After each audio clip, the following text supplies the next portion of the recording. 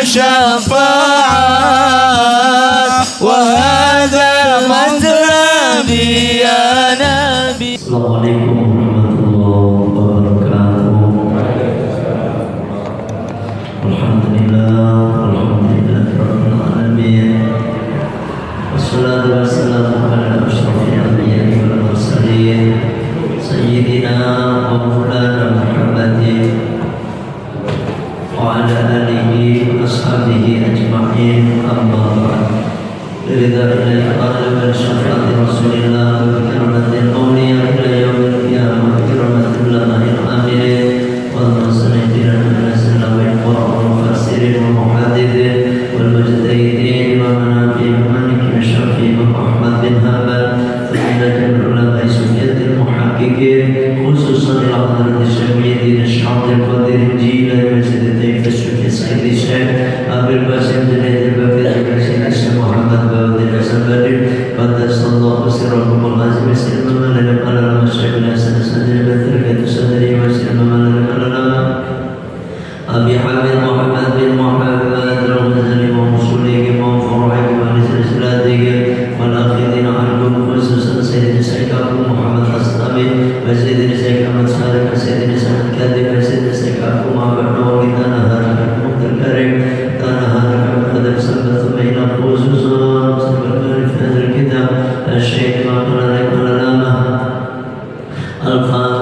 الشيخ زين الدين بن عبد العزيز الباري والشيخ محمد أحمد شيخ أحمد بن أجر الختام ثم إلى جمع شيخنا ومشيخ مسيخنا سنك جمع مزدي وسنك جمع مرنور وسنك جمع منصور وسنك جمع مخزن وسنك جمع عبد الهادي بن زيد سنك جمع عبد الله فاقنا ختام وسنك جمع عبد الواحد بن جدي زودير وسنك جمع مصطفى ربنا وسنك جمع أول يحيى وسنك جمع مصطفى آدمي وسنك جمع عبد الصبي وسنك جمع عبد العبد وسنك جمع أحمد قرطبي جانور سنك جمع أحمد الجبر سنك جمع عبد الرحمن سنك جمع ميادين يتكلم تسرع مسلم سنك جمع عبد الناظر وسنك جمع عبد القادر بن عامر وسنك جمع عبد القادر بن عامر وسنك جمع إمام سكرابيا وسنك جمع عبد بن عامر وسنك جمع عبد بن عامر وسنك جمع عبد الشيخ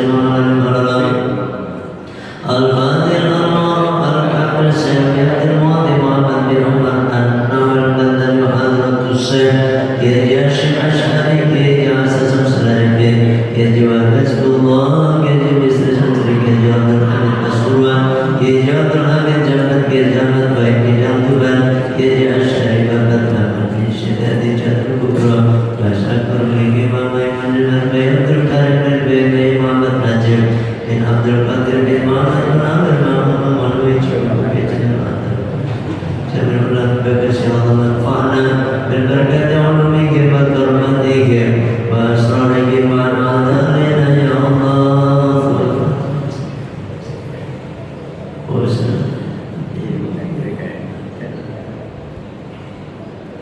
ثم القادة إلى جميع القبور من أهلنا وأهلكم خصوصا إلى الروح. Silakan ahli kubur yang masing-masing. Saya baca.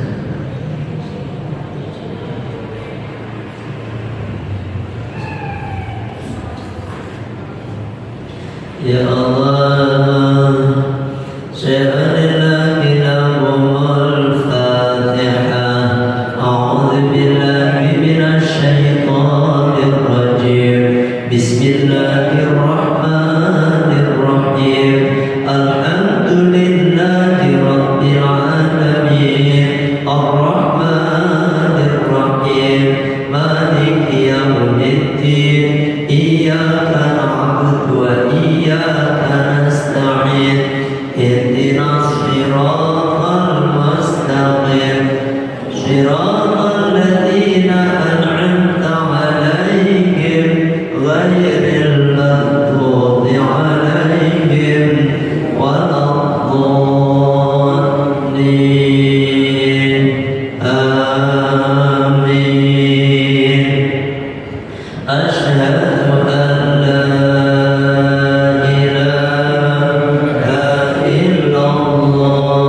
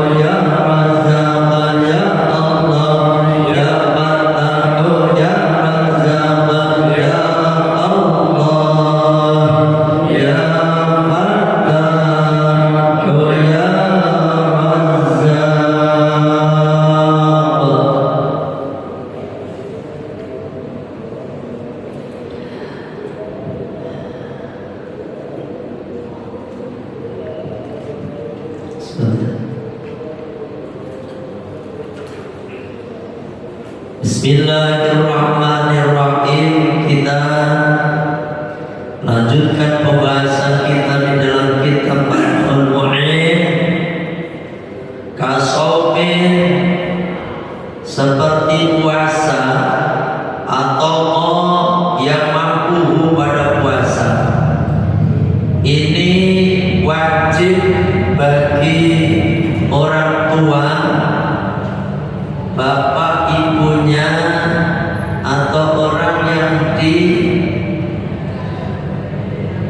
wasiat untuk mengajar anak, ya, yang dititipin anak. Kalau anak yatim, kalau dia tinggal sama mamanya atau sama pakliknya, maka akan menjadi kewajiban bagi pakliknya.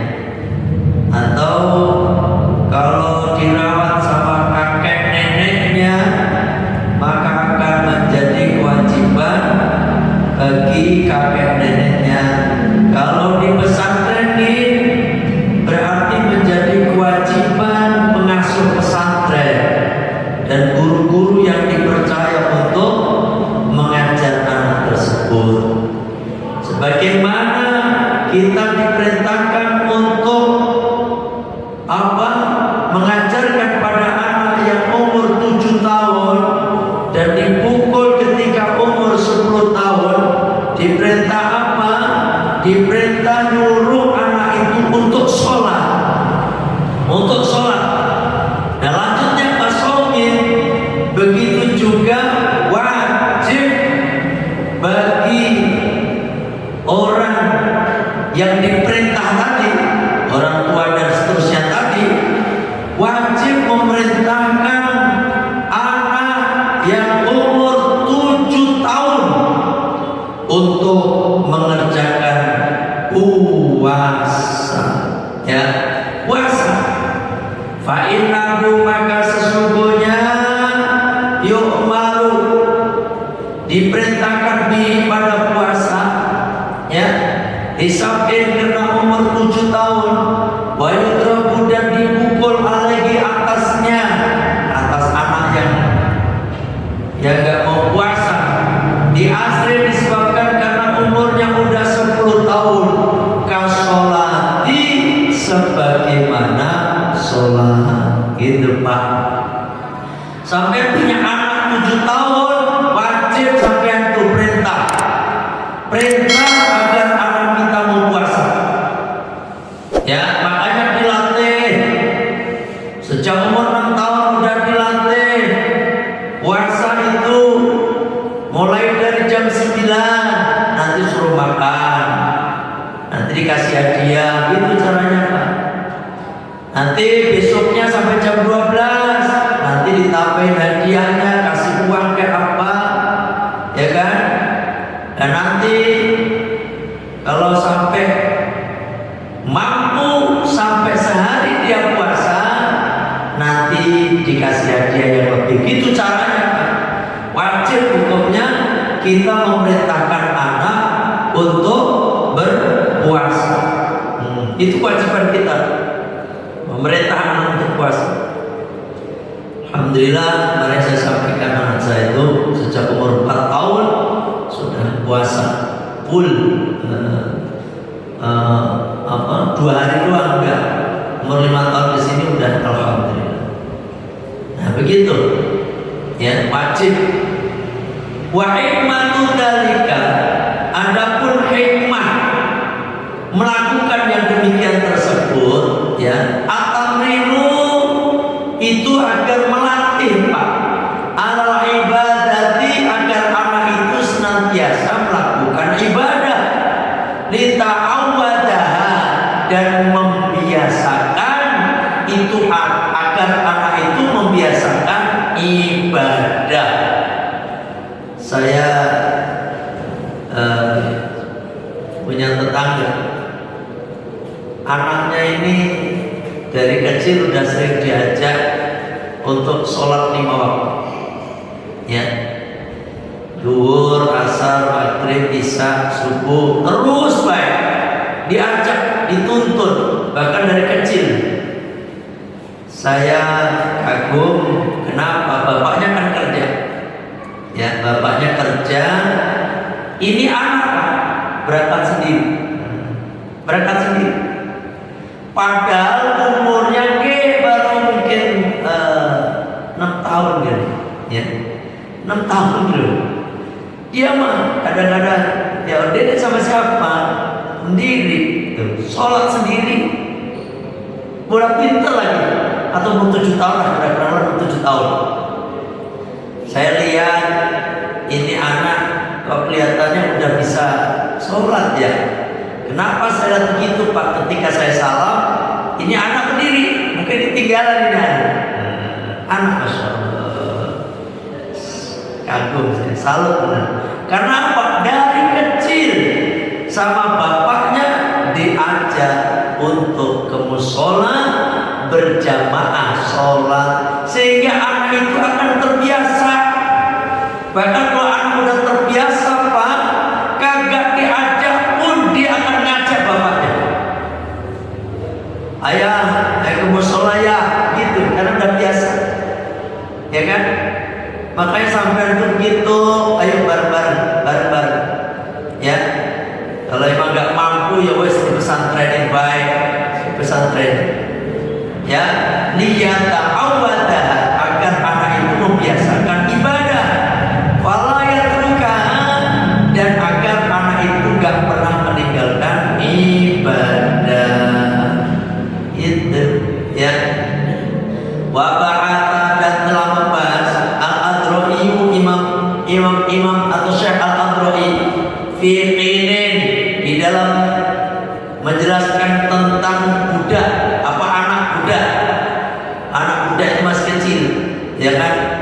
Shogirin, ya fiqinin shogirin, pada anaknya budak shogirin yang kecil, kafirin yang kafir. Syekh Al-Adhroi Pak ini membahas tentang statusnya anak kecil yang kafir tapi budak. Punten nih, kita punya budak, ya. Terus budak itu punya anak, ya kan? Punya anak. Nah, otomatis anak itu anaknya budak tuh Pak, ya anaknya budak. Nah, ketika ada di kita itu budak, maka kata Syekh Al-Adhroi, kita hendaknya nih fikir syokir kafir atau bi syahadataini, yang mudah mengucapkan 2 kalimat syahadat. Walaupun anak kecil itu gak paham, anak kecil itu syahadatnya belum diterima, anak kecil belum mukallaf, dia juga belum paham apa yang diucapkan. Nah ini misalnya ada anaknya budak kecil, kafir, tapi dia udah pernah mengucapkan asyhadu an la ilaha illallah wa asyhadu anna muhammadar rasulullah tanpa dia sadari. Dan kita tahu bahwasanya anak ini mungkin ikut ngaji, kan biasa. Insya Allah saya itu punya tetangga non muslim. Jadi dulu jadi kalau saya ajak salaman tuh nggak mau. Jadi karena non muslim, karena yang lain kan pada salaman. Jadi kalau saya berangkat ngaji atau pulang ngaji itu anak-anak pada buahnya pada salim semua. Anak ini nggak mau salaman. Ya, karena mungkin nggak tahu lah, mungkin bapaknya ngelarang apa gimana. Setelah kesini Pak, salim be anak ini. Ya Allah, salim, ya kan, salim. Kita sering kasih hadiah. Apa kayak dan kita pulang bawa biasanya kan maulid, bawa itu kan bawa sering buah-buahan, kita bagi-bagi hadiah. Anak-anak seneng banget. Ada minuman apa gitu. Yang penting kalau enggak ini saya beli permen, saya bagi-bagikan aja, ya kan? Ini anak seneng banget. Udah. Saya yakin kalau anak itu nggak anaknya orang non muslim pasti pasti ikut ngaji dia. Gitu ya kan. Anak itu begitu. Apa kata orang tua? Nah, ini ada anak kecil, anak muda masih kecil, kafir, tapi dia pernah mengucapkan 2 kalimat syahadat. Anamu bahwasanya yumaru, dia diperintahkan nadban dengan sunnah hukumnya. Bisolati, untuk melakukan sholat, awisomi, puasomi dan puasa. Nah, ini sebagai tuannya Pak, sebagai tuannya. Tapi sekarang udah ada budak, sekarang mau. Sebagai tuannya, kalau tahu bahwasanya anaknya si budaknya ini udah pernah mengucapkan kalimat syahadat, ya toh, maka kita diperintahkan, tapi sunnah hukumnya untuk anak itu agar menjalankan sholat. Gak wajib. Kalau wajib itu anak kita sendiri tadi.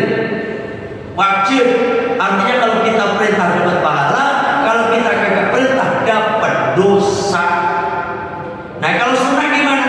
Sunnah kalau kita kerjakan, dek sini dek, sholat dek, padahal dia udah sadar loh, udah sholat sadar masih kecil. Ini sunnah hukumnya. Sunnah itu kalau kita lakukan dapat pahala, kalau kita nggak lakukan ya nggak dosa gitu, ya kan? Wa ba'ata dan wa yu'atu dan dianjurkan alaihima atas menjalankan sholat dan puasa min ghairi dharbin, tanpa memukul, ya kan? Tanpa memukul, liya'allafa al khairat, agar dia juga biasa melakukan satu kebaikan ba'da bulughihi, setelah baliknya anak itu ya. Jadi hanya sebatas nyuruh Pak, itu sunnah, kagak wajib. Dan gak, kalau umur 10 tahun gak boleh dipukul dia orang, bukan anak kita ya, statusnya dia kan anaknya udah kafir gitu ya. Wa in aba, walaupun ini tertolak al-kias dari kayak demikian, kita maka selesai ini keterangan. Cuma ini kias yang tidak diterima gitu sebenarnya. Wajibu dan wajib itu juga alaman atas orang maro yang udah lewat. Yang udah lewat orang itu siapa? Bapaknya, ibunya, kakeknya, neneknya, pateknya, buliknya, pokoknya yang diserahin anak itu tadi loh kemarin, atau tuannya, tuan budak. Apa Pak? Nah yuhu, melarang ini apa? Melarang anak anil muharramati, dari perkara-perkara yang diharamkan. Ini termasuk wajib ya. Kalau tadi yang paling utama kan sholat, ya kan, puasa. Nah kita juga ajarkan anak itu Pak ya, kita ajarkan anak kita nih, kita bilang sama anak kita, dek kagak boleh ya ngambil barangnya teman lain ya, gitu ajarkan. Ngambil bukan milik kita itu dosa. Kayak gitu wajib ngajarin kayak gitu. Nih ajarin, dek, ini mangganya siapa dek? Terus dia kan biasanya umur 7 tahun kan udah paham tuh. Ini mangganya Pak Joko ya, dedek. Ini mangganya Pak Joko. Dedek haram ngambil mangganya Pak Joko, karena bukan mangganya dedek. Hukumnya haram. Kalau dedek ngambil mangga itu, nanti dedek masuk neraka. Ini wajib kayak gitu. Paham ya? Perkara-perkara yang haram harus diajarkan juga. Makanya berat tuh. Yang punya anak itu cukup banyak cuma ngelainin doang. Wajiban kita Pak, mengajarkan anak kita sampai sedemikian rupa. Begitu juga kalau anak itu nanti jadi orang, pasti jadi orang bukan jadi cempe lah, tapi jadi orang benar-benar bapak akan dapat aset yang gede. Walaupun sampai udah meninggal, bapak akan dapat pahala mengalir terus sampai anak itu mati. Anak itu ngajarin anaknya, bapak dapat pahala terus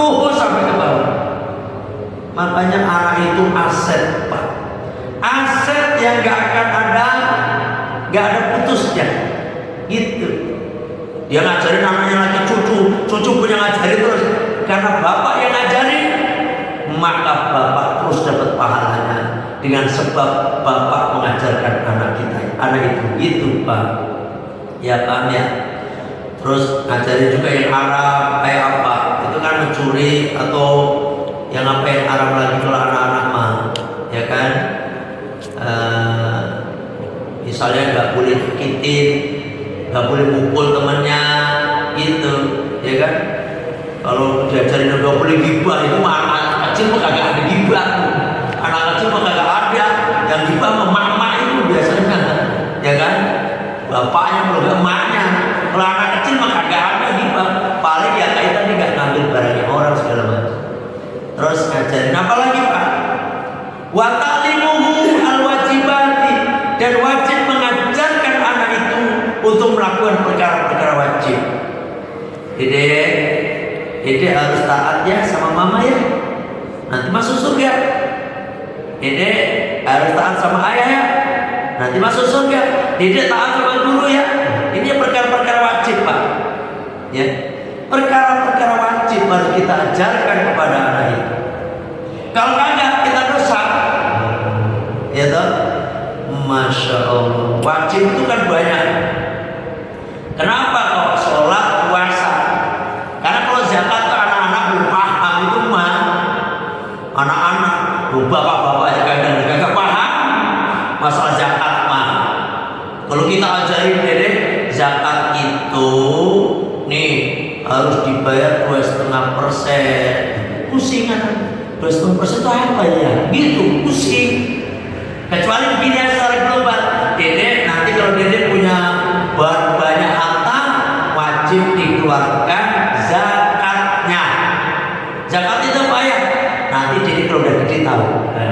Secara gamblang aja. Dede kalau punya duit banyak nanti pergi haji, wajib kayak gitu Pak. Tunjukin yang wajib-wajib. Haji itu apa ya? Haji itu nanti naik pesawat. Anak kecil gitu kan, naik pesawat, nanti dede ngelihat Ka'bah. Oh, itu haji nanti di sana. Secara global aja. Intinya anak kita harus kita kenalkan perkara-perkara yang wajib. Paham ya? Nah ini. Bahkan di sini disebutkan, kan? Ayat sholat wa shaum wa zakat wa haji wa ma yata'allaqu biha minal arkani wa syuruti. Itu begitu juga zakat dan apa-apa yang berhubungan dengan ibadah yang tadi, dari rukun-rukunnya, syarat-syaratnya wajib untuk kita ajarkan. Makanya kadang-kadang itu kita itu kayak manasik ya. Manasik haji itu sebenarnya kita harus paham loh Pak. Kalau sudah paham, ini jangan kadang-kadang yang diajarin manasik itu tambah anak TK. Lah anak TK mah kagak ngerti ini. Dia cuma dituntunin sama emaknya aja kagak paham. Muter bayar semua ibu bayar 200.000 kadang-kadang. 200.000, 300.000, nanti pulang-pulangnya mampir Ragunan. Begitu. Yang diingat bukan tuah, yang diingat tambah ada singa, ada macan. Ya, kayak gitu. Padahal yang wajib itu jenengan aslinya. Walaupun jenengan belum nanti aja kalau udah wajib haji. Kan sampai belum tahu salat rukun haji itu kayak apa. Harusnya sampai tahu. Kadang-kadang itu ada kok ditanya, apa sih tawaf? Tawaf itu jalan dari Safa ke Marwah, kayak gitu. Padahal udah tua padahal. Aduh, ya Allah, ya kan? Makanya harus tahu itu Pak. Dan kita harus ajarkan. Tuwal haji tadi loh, harus kita ajarkan. Sebelum sampai ngajarin juga harus sampai paham dulu, ya kan?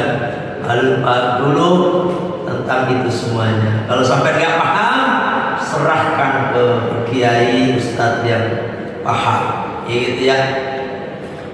Wanah wahama dan semisalnya gitu.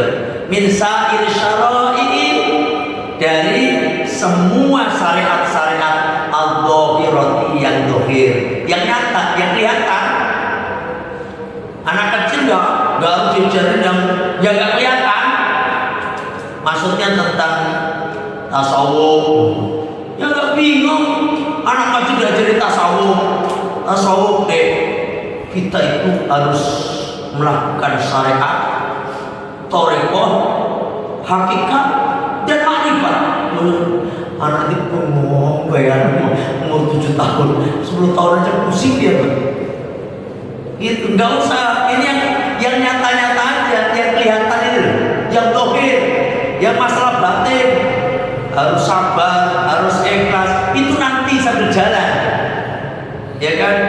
Harus jadi orang, harus jangan tamak. Itu batin, Pak.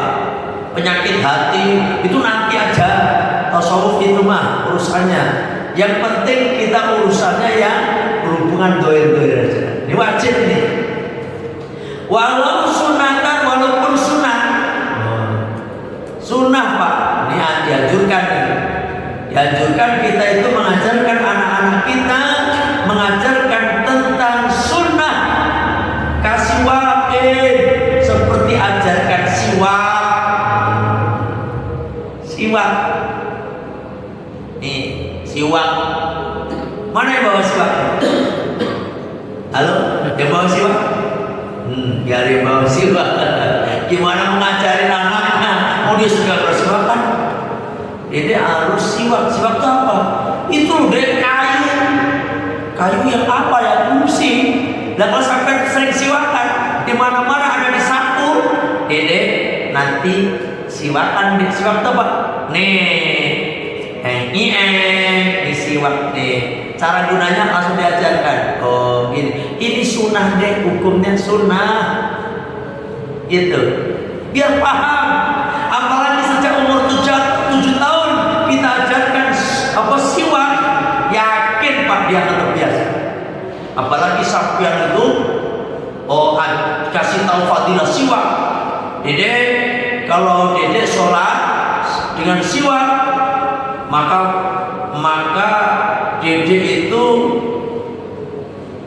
sholat 2 rakaat lebih baik daripada sholat 70 rakaat dengan pakai siwak. Oh, gitu. Saya ingat aja, iya ya, gitu, iya.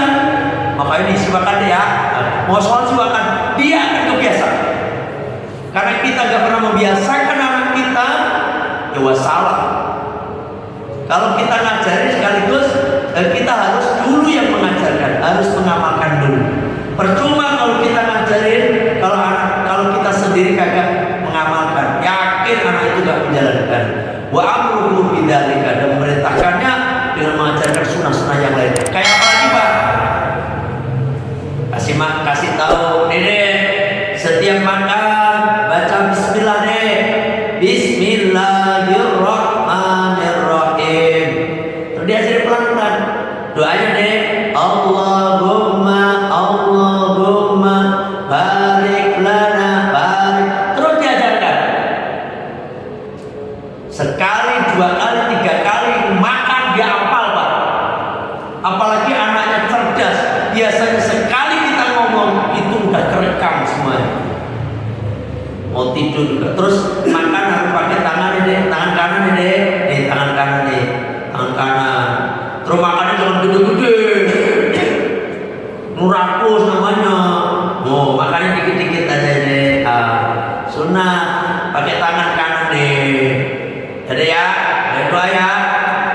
Nanti kalau udah selesai makan, membaca Alhamdulillahilladzi at'amana wa saqana wa ja'alana minal muslimin. Terus aja diajarkan. Ini perkara sunnah. Kalau kita ajarkan terus menerus, anak itu akan terbiasa. Gitu. Jangan kadang-kadang anak di TK udah apa doa apa baik, ini maknya bapaknya kagak hafal. Jadi tadi diajarin apa, Den? Tadi diajarin mau tidur, doa mau tidur, doa mau tidur ya. Gimana doanya? Anaknya pinter, ayah dulu dong. Dites, pusing deh. Mana? Ya, gimana? Nanti diketawain, mana? Ya kan? Masya Allah. Ya kan?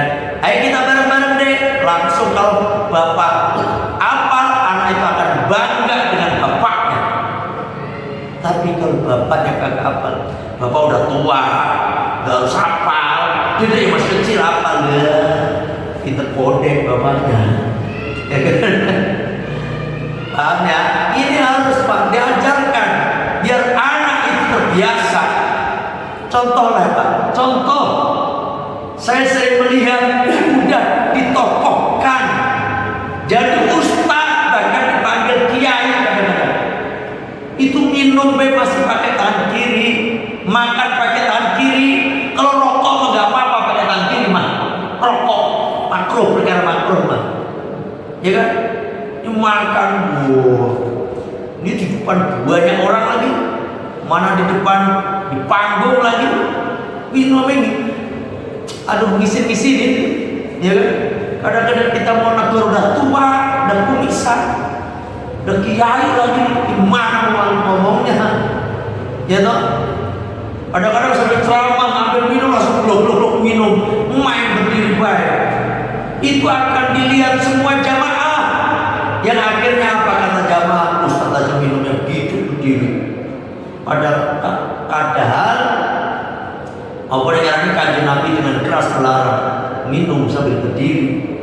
Di dalam kitab adab makanan dan minuman itu bahwasanya kalau sampai minum sambil berdiri itu sampai seolah-olah makan bekasnya kucing, bahkan lebih buruk daripada kucing. Itu artinya bekas makanan setan. Gitu.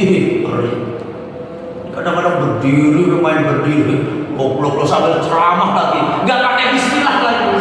Kadang-kadang nggak jelas. Ini kadang-kadang ya Allah, itu Pak, ya prihatin dulu kayak gitu. Padahal acaranya Maulid Nabi kan harus ngasih contoh tentang sunnah-sunnah Nabi, di antaranya minum. Gimana cara minum yang benar dan sebagainya. Lah kalau ustaznya kayak begitu yang udah mahal-mahal, jutaan kadang-kadang, la ilaha illallah. Tapi ngajarin aja nih sering gak ngamalin. Sunnah Nabi percuma. Gimana yang bisa kita ambil ilmunya kalau kayak gitu? Yang penting biar rame aja. Udah biar rame kan. Mudah Kang Sule rame itu Pak. Sampai yakin Pak. Sampai itu mudah Kang Sule jangan nih penuh Pak. Langsung sampai pampang di depan di Cipes akan dihadiri oleh Sule itu OVJ. Wah, penuh yakin masjid.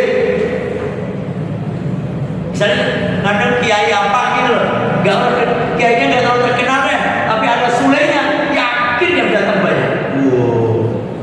Karena apa? Semua penasaran pengen tahu Sule kayak apa. Paham ya? Gitu. Karena orang itu rata-rata begitu. Karena pengen yang dilihat itu yang di TV, bukannya nggak apa-apa. Kang Sule, misalnya Kang Sule jadi penceramah, gitu. Ya nggak apa-apa juga. Lebih baik mantan pelawak jadi ustaz daripada ustaz jadi pelawak. Biasanya ustaz jadi pelawak di TV. Dulu itu ustaz tuh mahal, iya kan sini. Dan dulu pelawak sekarang jadi ustaz besar. Oh itu bagus tuh, ya kan? Namanya husnul khotimah begitu mah. Kalau ustaz itu dulu kiai jadi ustaz, sekarang jadi pelawak ya. Astagfirullah, wes aneh. Paham ya nih? Wes. Makanya sekarang itu kayak gitu. Ngundang maulid, saya pesan kepada jenengan nih. Di mana nih? Di Anwar nih. Nah, pilih kiai-kiai yang memang benar-benar kiai, yang udah tahu statusnya nih. Makanya Al-Fatihah nanti insya Allah kita akan undang Bayi Mustafa Akil Sirot, ya. Mustafa adiknya Yai Abiyasa dari Sirot yang dari Kempek. Nanti 1 Desember. Tadinya mau November Pak, tapi waktu yang penuh banget. Jadi kita di bagian 1 Desember. Nanti minta tolong dananya juga. Kalau urusan dana maulid kayak gitu tuh, saya nggak suka. Kalau untuk pesantren saya nggak, karena kayak saya nggak boleh, untuk pesantren nggak boleh minta dana dari orang. Bangun sendiri gitu. Tapi kalau ini kan acara banyak orang. Biar apa Pak? Nanti juga jamaah pada datang juga ke sana. Wah ada pengajian, dia merasa ingat terus gitu, ya kan? Atau ngundang kiai siapa yang berkiai, ya, jangan asal deh, biar dapat ilmunya. Gini Pak, padahal kalau kiai itu yang dibahas itu perasaan biasa-biasa, tapi karena yang ngomong kiai itu biasanya langsung macet loh. Kiai dijelaskan tentang wudhu gitu, wudhu begini, ini perasaan tuh mancap gitu, karena kiai yang ngomong. Padahal ustadznya, gurunya ngaji juga pernah ngajarin itu biasa aja gitu. Makanya kita seperti itu.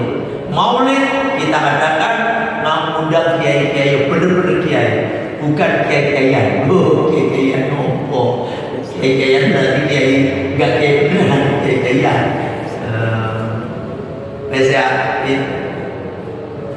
Mana lagi Pak? Sampai mana tuh?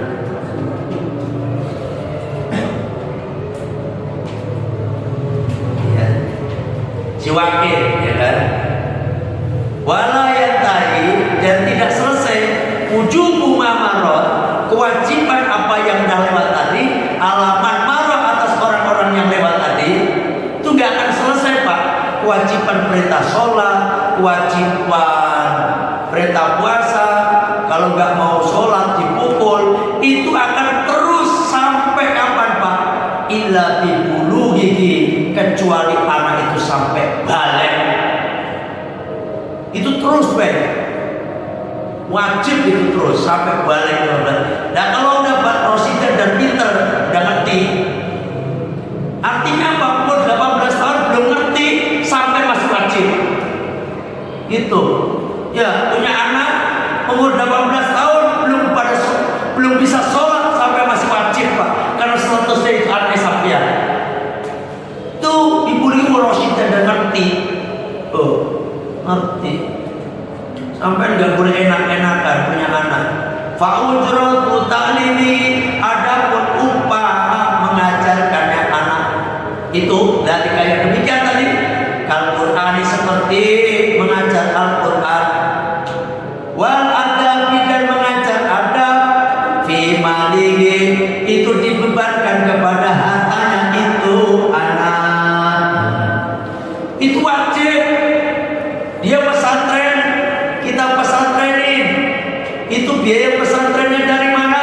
Kita ambilkan dari harta itu si anak. Gitu. Cuma alabi, kemudian pada harta bapaknya. Oh, bapaknya masih ada, ibunya masih ada, maka kewajiban bapaknya, yaitu harta bapaknya yang dipakai untuk menyekolahkan, untuk mesantrenkan anak itu. Ya kan? Oke, wajib hukumnya. Dia tadi kok pakai hartanya anak tadi, kalau dia yatim ditinggal mati bapaknya, ya kan? Itu kan punya harta tuh, dia punya harta peninggalan bapaknya, pakai hartanya dia. Ya kan? Itu pesantren ini dia kagak ada, ya udah nanti ada dia. Ya kan bapaknya nih, dari harta dia sendiri ke bapaknya, summa ala ummi, kemudian harta ibunya, gitu. Kalau berdurutin terus, harta kakeknya, harta kakek neneknya, terus aja gitu, ya kan? Intinya apa? Wajib mengajar anak sampai pinter, itu, ya insya Allah. Alhamdulillah, Pak Lekim, Matenun Lekim dari Surabaya yang hadir. Matenun. Pak Khalil Nabiri dari Papua Tengah. Jauh juga nih Papua. Alhamdulillah Pak Khalil, terima kasih Pak Nuwun. Jangan lupa subscribe Pak Nuwun. Ya. Ada yang nanya? Ada yang nanya? Ada yang nanya Pak? Ya. Apa Pak? Ya. Kalau besar kan agak sulit dibiayai. Ya, saya coba nasihat bongkar. Memang di sholat itu ya kadang mau kadang dimarahin masih juga. Itu kiatnya gimana ya? Itu kan agak sulit begitu. Masih terang juga nggak mau ya. Ya. Kalau gede ya. Itu mana ya? Terusnya. Ya karena Pak Kasmani gak ngajar dari kecil. Dari kecil saya diajak ke masjid gak? Iya, cewek jadi cewek. Oh cewek. Ya sebenarnya cewek itu, apalagi cewek itu, ya kan? Itu emaknya yang paling dekat biasanya Pak. Jelas. Sekarang gimana? Umurnya berapa sekarang Pak? 11. 15. Berarti udah balik. Tetap wajib Bapak perintah Pak. Mukul juga boleh. Pasti Bapak gak tega anak perempuan. Ibunya yang biasanya tega. Sampean dosa kalau punya anak udah balik, dia kagak sholat, dia kagak puasa, sampean dosa. Apalagi masih ikut kitab nih. Nanti kecuali dia udah ikuti suaminya, udah bukan tanggung jawab kita. Udah ikut suaminya, pindah ke suaminya bebannya. Gitu Pak, rasanya tuh. Emang, makanya saya itu galak ke anak. Tapi lewat istri. Kalau anak perempuan, kalau anak laki-laki sama saya. Nah, gitu. Anak perempuan itu, Ma, kakak udah sholat belum Ma? Gitu, saya keras nih. Lalu mamanya, Kak udah sholat belum Kak? Gitu. Ngaji. Syarat aja kalau gak mau. Begitu kalau saya mah. Makanya saya tuh Pak di pesantren, mamanya ngaji, santri-santri kan ngaji, mamanya ngaji, anak ngaji. Ketinggalan dikit tuh, orang-orang pada ngumpul, anak belum datang. Mana kakak? Tadi udah kasih tuh syarat, gitu. Saya keras tapi untuk anak Pak. Karena apa? Percuma nih kita nih, kita rajin nih, kita sholatnya mantap dah. Awal waktu sok awal berjamaah terus, tapi membiarkan anak kita kagak sholat, membiarkan kita anak kagak puasa. Ya Allah, kita akan keseret mereka, bapaknya. Ya toh, diseret. Ya ayyuhalladzina amanu qu anfusakum wa ahlikum nar. Ikut dalil. Anak itu bisa nyeret, keluarga kita itu, istri anak-anak kita itu bisa nyeret kita ke neraka kalau kita nggak mau. Kalau anak susah gak ada bekas anak. Kalau istri gampang, istri disuruh sholat kagak mau, dipukul nih, tetap masih balik loh, cerai, ganti istri. Gampang, itu aja repot, ya toh. Ini bukan galak, bukan. Karena apa? Ya Allah, karena ini wajib hukumnya Pak. Kalau sampai nyuruh istri nggak membantah segala macam, kagak mau sholat, ya sampai itu namanya dayus. Dayus itu orang yang kagak berani takut istri, masuk organisasi ikatan suami takut istri. Kacau, ya kan? Makanya kalau istri maka itu tadi, kalau nggak mau sholat, dia tetap aja bahkan kagak mau menjalankan perintah Gusti Allah, cerai. Itu ya. Wah, cerai gimana nih? Pusing urusan dah. Makanya sampai itu, makanya nyari istri yang benar juga, ya kan? Alhamdulillah, saya kira sampai di sini ngajinya. Semoga apa yang saya sampaikan ini ada manfaatnya. Kita tutup majelis kita dengan baca Sayyidul istighfar. Bismillahirrahmanirrahim. Allahumma anta rabbi la ilaha illa anta khalaqtani wa ana 'abduka wa ana 'ala ahdika wa wa'dika mastata'tu a'udzu bika min syarri ma sana'tu abu'u laka bi ni'matika 'alayya wa abu'u bi dhanbi faghfirli fa innahu la yaghfiru dzunuba illa anta astaghfirullahaladzim astaghfirullahaladzim astaghfirullahaladzim subhanaka Allahumma wa bihamdika asyhadu an la ilaha illa anta astaghfiruka wa atubu ilaik. Alhamdulillah, mohon maaf kalau ada kekurangan, kalau ada kekhilafan. Wallahu muwaffiq ila aqwamit thoriq. Assalamualaikum warahmatullahi wabarakatuh.